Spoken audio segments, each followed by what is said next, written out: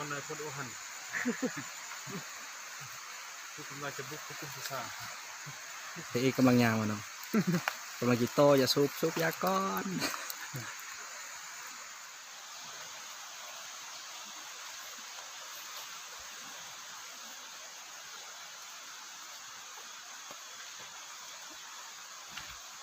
เบิ่ง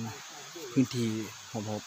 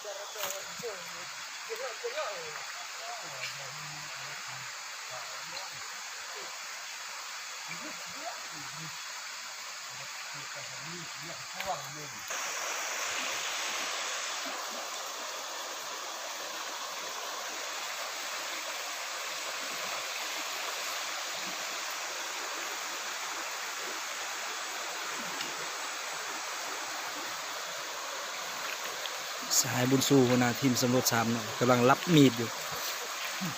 มีดบุเขาเฮงรับแล้วมัน3 เทื่อรับเหรอ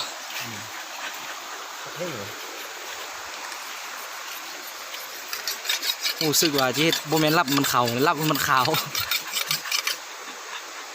พุ่นนะผมเตะโอแก๊กอ่ะตายสิร้ายมีดพวกข้าวนี่ขนาดป้ามันเข้าดำเรื่องร้ายเล็กนะซ่อนเล็กกันหน้ามันเลยกี่นี่หัวโยม